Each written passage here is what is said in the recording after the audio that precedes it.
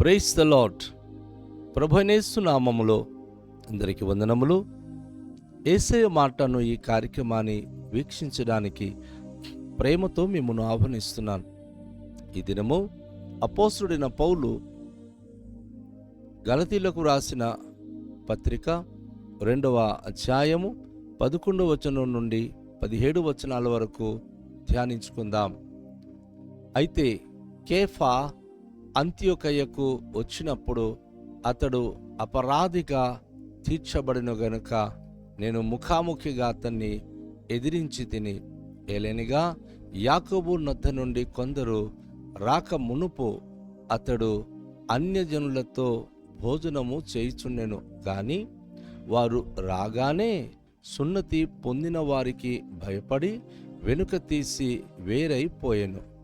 తక్కిన యూదులను అతనితో కలిసి మాయవేషము వేసుకొనిరి గనుక బర్నబా కూడా వారి వేషధారణను చేత మోసపోయెను. వారు స్వార్థ సత్యము చొప్పున క్రమముగా నడుచుకొనకపోవుట నేను చూచినప్పుడు అందరి ఎదుట కేఫాతో నేను చెప్పినదేమనగా, నీవు యూదుడవై ఉండియో యూదుల వలె కాక అన్యజనుల వలె ప్రవర్తించుచుండగా అన్యజనులు యూదుల వలె ప్రవర్తింపవలెనని ఎందుకు బలవంతము చేయుచున్నావు? మనము జన్మము వలన యూదులమే గాని అన్యజనులలో చేరిన పాపులము కాము. మనుష్యులు యేసు క్రీస్తునందు విశ్వాస మూలముగానే కానీ ధర్మశాస్త్ర సంబంధమైన క్రియల మూలమున నీతిమంతులుగా తీర్చబడని ఎరిగి, మనమును ధర్మశాస్త్రం సంబంధమైన క్రియ మూలమున గాక క్రీస్తు నందలి విశ్వాసము వలన నీతిమంతులని తీర్చబడుటకై యేసుక్రీస్తు నందు విశ్వాసముంచి ఉన్నాము. ధర్మశాస్త్ర సంబంధ క్రియల మూలమున ఏ శరీరియు నీతిమంతుడుగా తీర్చబడడు గదా. కాగా మనము క్రీస్తు నందు నీతిమంతులమని తీర్చబడుటకు వెదుకుచుండగా మనము పాపులముగా కనబడిన ఎడల ఆ పక్షమున క్రీస్తు పాపమునకు పరిచారకుడాయన అట్లా అనరాదు. ప్రభునందు ప్రియమైన వాళ్ళారా, ఈ వాక్య భాగములో ఒక ప్రత్యేకమైన విషయాన్ని మనం గమనిస్తూ ఉన్నాం. కేఫా అనగా పేతురు తన జీవితంలో జరిగిన ఒక సంఘటన దిద్దుబాటు గురించి పౌలు భక్తుడు ఇక్కడ రాస్తున్నాడు. వాస్తవానికి కేఫా అనగా పేతురు గొప్ప సేవకుడు. ఈరోజు ఎంత పెద్ద సేవకుడు కానివ్వండి, ఎంత పెద్ద విశ్వాసి కానివ్వండి, కొన్నిసార్లు అనుకోకుండా కొన్ని తప్పుల్లో పడిపోవడం జరుగుతూ ఉంది. అది దిద్దుబాటు చేసుకోవాలి. ఆ విధమైనటువంటి పరిస్థితులు మనలో ఉండకూడదు అనేది అపోస్తలుడు పౌలు ఇక్కడ స్పష్టంగా ఆయన తెలియచేస్తూ ఉన్నాడు. దేవుని యొక్క వాక్య భాగంలో మనం గమనించినప్పుడు అంత్యొకయ్య నుంచి మరి కేఫా వచ్చినప్పుడు, అంత్యొకయ్యకు అతను వచ్చినప్పుడు అంత్యొకయ్యలో మంచి సంఘం స్థాపించాడు అపోస్తలుడైన పౌలు. అనేక మంది ప్రజలు ఆ ప్రాంతంలో దేవుని సన్నిధికి వచ్చి ఆరాధిస్తూ ఉన్నారు. అయితే ఆ స్థలానికి పేతురు కూడా వెళ్ళి, కేఫా కూడా వెళ్ళి ఆ పరిచర్యలో పాల్గొన్నాడు. అయితే ఇక్కడ అపోస్తలుడైన పౌలు తనకు ముఖాముఖిగా గద్దించినట్లుగా, మరి అతనికి కోపపడినట్లుగా ఇక్కడ మనం చూస్తున్న అపరాధిగా తీర్చబడెను అని చెప్పి, ఒక అపరాధిగా ఆయన చేయబడ్డాడు. ఏంటి అసలు ఆ విషయం ఏమిటి? మనం ఆలోచించినప్పుడు ఇక్కడ ఒక సంఘటన జరుగుతుంది. ఏంటంటే, యెరూషలేములో యాకోబు ఉన్నాడు. ఆ యాకోబు దగ్గర నుంచి కొందరేమో ఆ కేఫా ఉన్నటువంటి చోటికి వచ్చారు. వాళ్ళు ఆ స్థలానికి వచ్చినప్పుడు అతను రాకముందు, యాకోబు దగ్గర నుంచి కొంతమంది రాకముందు అందరూ కూడాను కూర్చొని చక్కగా భోజనాలు చేస్తూ ఉన్నాడు. అందులో అపోస్తలుడైన పేతురు కూడా కూర్చొని భోజనం చేస్తూ ఉన్నాడు. కానీ ఎప్పుడైతే యాకోబు దగ్గర నుంచి కొంతమంది యూదులు వచ్చారో వారిని చూసి అన్యజనుల మధ్య కూర్చొని భోజనం చేస్తున్న ఈయన అమంతంగా లేచి నిలబడిపోయి కొంచెం దూరం అయిపోతున్నాడు. అంటే వారితో నాకు సంబంధం లేదు అన్నట్టుగా నటిస్తున్నాడు.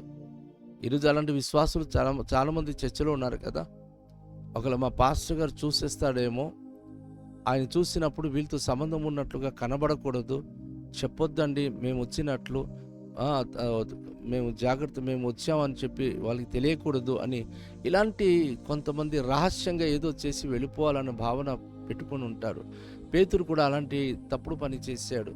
అయితే తక్కిన యూదులు కూడా వీళ్ళు ఎలా చేస్తున్నారో ఆ యూదులు కూడా అలాంటి మాయా వేషం వేసుకొని వారు కూడాను మరి బర్నబాతో కూడా వారి వేషధారణ చేత మోసపోయారు.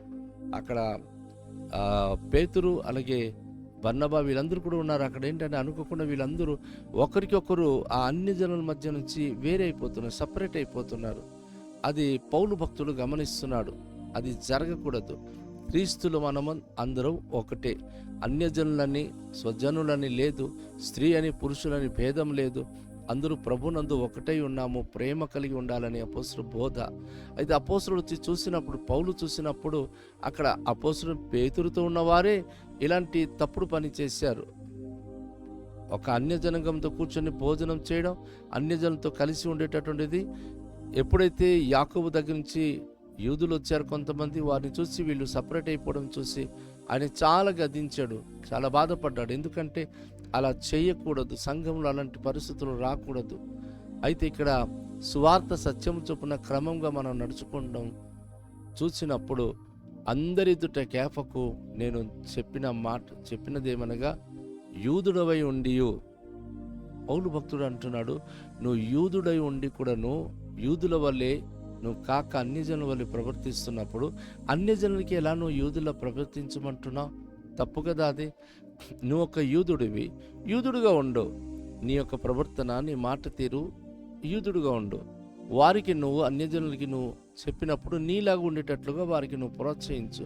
అంతేగాని వారితో కలిసినట్లుగా నటించి నువ్వు యూదుడిలాగా సపరేట్ అయిపోయి మళ్ళీ నేను యూదుడు వారితో సంబంధం లేదన్నట్లుగా నువ్వు నటిస్తే ఆ నటించే జీవితం చాలా తప్పు. ఈరోజు సంఘంలో చాలామంది సంఘానికి వచ్చినప్పుడు ఒకలాగా ఉంటారు, సంఘం బయటికి వెళ్ళినప్పుడు మరొకలా ఉంటారు. అలా నటన జీవితాలు దేవునికి ఇష్టము లేదు.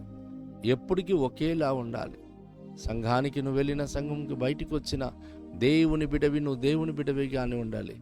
నువ్వు ఎప్పటికీ ఒకే రీతిగా ఆధ్యాత్మికత స్థితిలో నువ్వు ఒక నిజమైనటువంటి దైవికమైనటువంటి దేవునికి కుమారుడు కుమార్తెగా నువ్వు మంచిగా ప్రవర్తించాలి తప్ప నీలో ఎటువంటి మార్పులు మారిపోకూడదు, ఎలాంటి వేషధారణ నీలో ఉండకూడదు అనేది అపోస్తలుడు పౌలు ఇక్కడ బోధిస్తున్నాడు.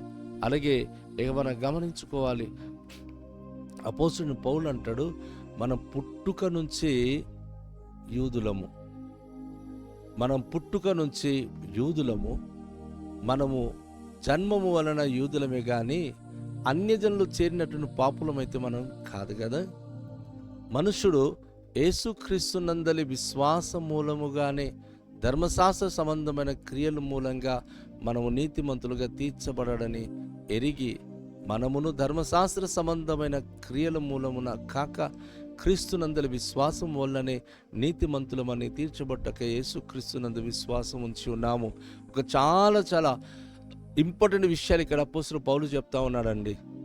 యూదులైన మనము ధర్మశాస్త్రానికి ఎంతగానో ప్రయారిటీ ఇచ్చాం, కానీ ధర్మశాస్త్ర సంబంధంగా మనం చేసిన క్రియ మూలంగా మనం నీతిమంతులుగా ఎన్నడూను తీర్చబడలేము. అబ్రహాము కాలంలో ధర్మశాస్త్రం లేదు, కానీ ఆయన ఎలా నీతిమంతుడు తీర్చబడ్డాడు? విశ్వాసం మూలంగా తీర్చబడ్డాడు. ఇప్పుడు యూదులైన మనము ధర్మశాస్త్రము అనుసరిస్తూ ఇంతకాలము దాని సాంప్రదాయాలు ఆచార వ్యవహారాలతో ఉన్న మనము ఎప్పుడైతే యేసు ప్రభు వారి యొక్క బోధ వచ్చిందో, యేసు ప్రభు వచ్చాడో, ఆయన యందు విశ్వాసం మూలంగా నీతిమంతులుగా తీర్చబడుతున్నాం. కనుక ఈరోజు మనము ఏదో అన్యజనులు చేరిపోయినటువంటి అన్యులుగా కాకుండా మనము స్వజనుల్లో ఉన్న అన్యజనులు ఉన్న విశ్వాసమును బట్టి నీతిమంతులుగా తీర్చబడిన నీతిమంతులైన ప్రజలము. ఎంత గొప్ప మాట అండి.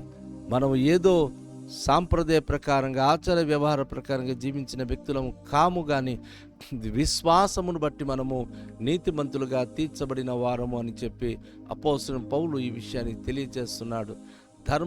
ధర్మశాస్త్ర సంబంధమైన క్రియ మూలంగా ఏ శరీర నీతిమంతుడిగా తీర్చబడడు. ఎంత గొప్ప మాట కదండి. ధర్మశాస్త్ర సంబంధమైనటువంటి క్రియల మూలంగా ఏ మనిషి కూడా నీతిమంతుడుగా తీర్చబడడు. కానీ ఎలాగా విశ్వాసమును బట్టి మాత్రము నీతిమంతుడుగా తీర్చబడతాడు. దేవుని యొక్క వాక్యమును మనం చూస్తున్నప్పుడు కాగా మనం క్రీస్తునందు నీతిమంతులమని తీర్చబట్టకు వెదుగుచుండగా మనము పాపులముగా కనబడిన ఎడల ఆ పక్షమందు క్రీస్తు పాపమునకు పరిచారకుడు ఆయనా. ఇక్కడ ఒక మాటను ప్రశ్నిస్తున్నాడు. ఒకవేళ మనము నీతిమంతులుగా తీర్చబడని విశ్వాసంతో కనుక మనం జీవిస్తున్నట్లయితే ఏంటి, మనం పాపులంగా ఉంటున్నామా?